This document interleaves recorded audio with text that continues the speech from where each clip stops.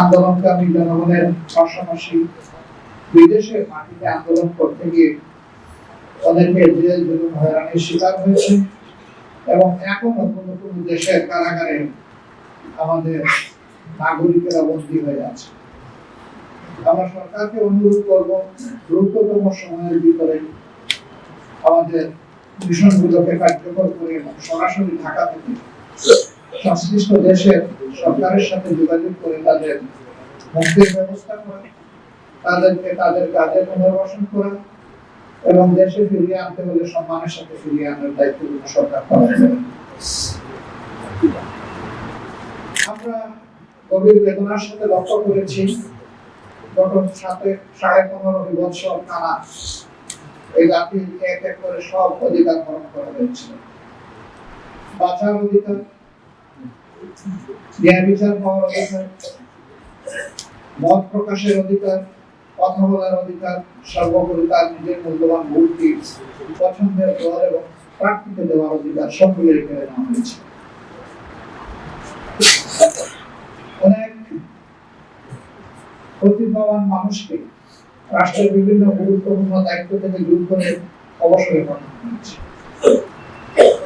কাউকে কাউকে ওএসডি করে রাখা হয়েছে। এই সংখ্যা 1,000-এর বেশি।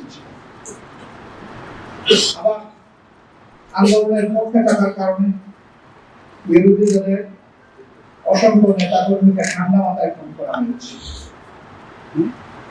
2006 সালের 28 অক্টোবর লগেবৈঠার তাণ্ডবকে সেই হত্যাকাণ্ড শুরু হয়েছিল, আর 2024 সালের 5 আগস্ট পর্যন্ত সেই হত্যা এবং ধ্বংসলীলা বাংলাদেশের জনগণ এবং বিশ্ববাসী প্রত্যক্ষ করেছে। এই সরকারের কাছে জনগণের জান মাল ইজ্জত আবরু কোন ধরনের কোন মর্যাদা ছিল না, কোন নিরাপত্তা ছিল না। এই সকল নিরাপত্তাই কেড়ে নেওয়া হয়েছে। আমরা শ্রদ্ধার সাথে স্মরণ করি বিডিআরের তৎকালীন বিডিআরের সদর দপ্তর পিলখানায় যে 57 জন কমিটেড চৌকস সেনা অফিসারকে হত্যা করা হয়েছিল। আল্লাহ তাদেরকে শহীদের মর্যাদা দান করুন। এরপরে একাত্তা দেওয়া হয়েছিল বাংলাদেশ জামাত ইসলামী।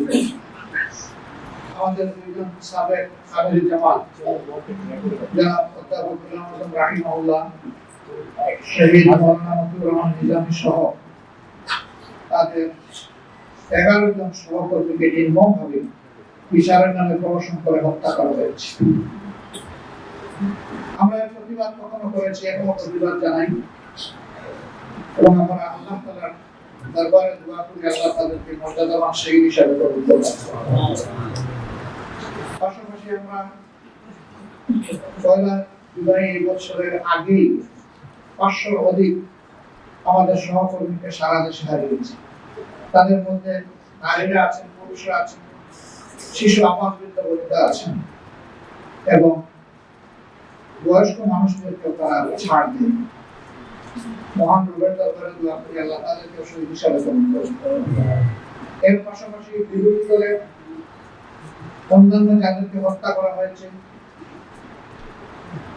একই অবস্থা তাদের ক্ষেত্রে ছিল, যদিও নেতৃত্বের প্রতিটা সবচেয়ে বেশি হয়েছে বাংলাদেশ জামাত ইসলামী।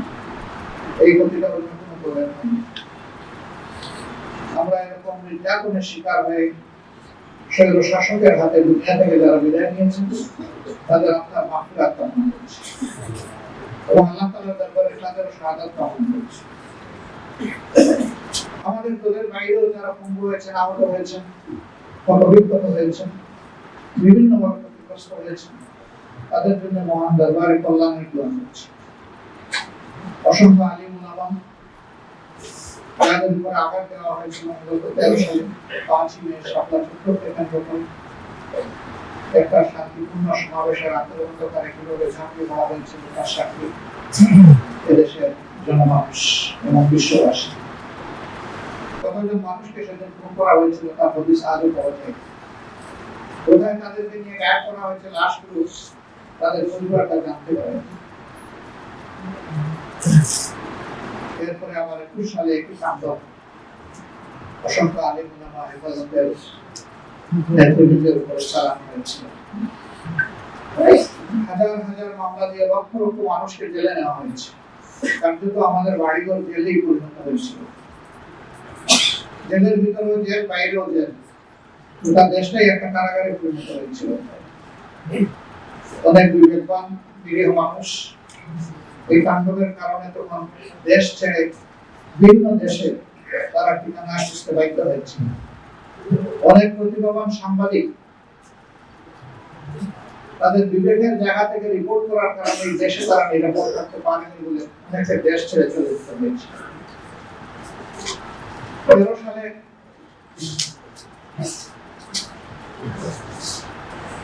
আমরা লক্ষ্য করেছি শাহবাগের কেন্দ্রস্থলে যে আসর বসানো হয়েছিল, দেশে চরম বিশৃঙ্খলা সৃষ্টি করা হয়েছিল। তখন দুইটা সরকার প্যারালাল চলছিল।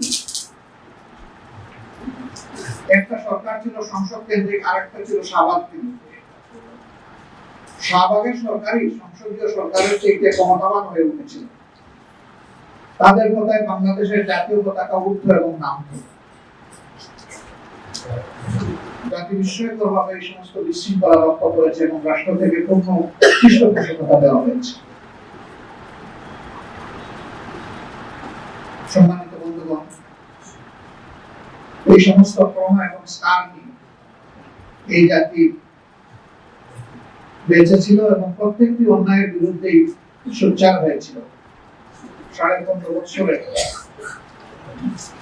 এই জগদ্দল মাতর আল্লাহ রাব্বুল আলামিন আমাদের সন্তানপ্রিয় ছাত্রছাত্রী যুব সমাজের মাধ্যমে 1 বছরের 5 আগস্ট সরিয়ে দিয়েছে।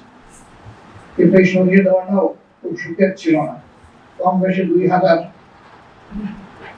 আদম সন্তানকে এই দেশের নির্মমভাবে খুন করা হয়েছে।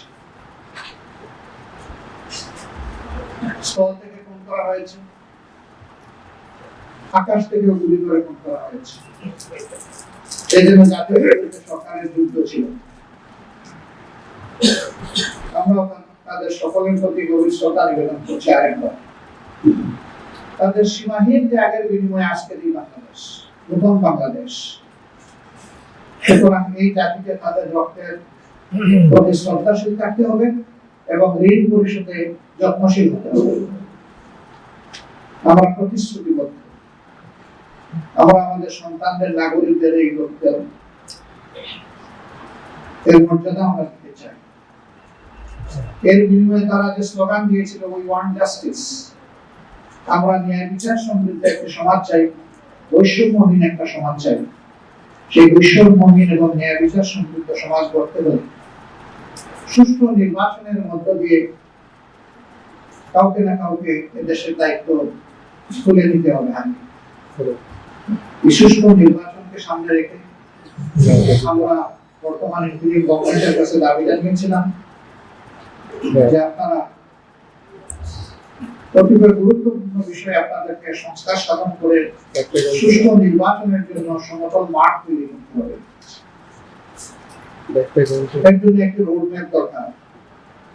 এরপরে আমরা বলেছিলাম যে সংস্কারের এই মৌলিক বিষয়গুলা সম্পন্ন হওয়ার সাথে সাথেই নির্বাচন অনুষ্ঠানের পদক্ষেপ আপনাদেরকে নিতে হবে। আবার আমরা একই কথা তাদেরকে বলবো। পাশাপাশি সুষ্ঠু নির্বাচনের অন্যতম মৌলিক দুটি বিষয় অঙ্গাঙ্গিভাবে জড়িত। একটি হচ্ছে রাষ্ট্রের সকল প্রাপ্তবয়স্ক নাগরিককে ভোটার তালিকায় অন্তর্ভুক্ত হওয়ার সুযোগ সৃষ্টি করে দেওয়া। দ্বিতীয়টি হচ্ছে বিগত সরকার জুলুম করে বহু জায়গায় তৎকালীন বিরোধী দলে যারা ছিলেন তাদের এলাকাগুলোকে টার্গেট করে আসন সংখ্যা কমিয়ে দিয়েছে, আসন পুনর্বিন্যাসের নামে জুলুম করেছে। এগুলোকে আবার পুনর্বিন্যাস করা লাগবে বিবেক এবং বাস্তবতার আলো। এই ভোটার তালিকায় আমরা নিশ্চয়ই সবাই একমত হব, গত 3টি ভোট পর কোনো ভোটই না হওয়ার কারণে এদেশের মানুষ ভোটের প্রতি তাদের আস্থা হারিয়ে ফেলেছে। অসংখ্য যুবক যুবতীর বয়স হয়েছে ভোট দেওয়ার, কিন্তু তারা ভোটার হওয়ার আগ্রহী তারা অন্তরে ধারণ করতো না।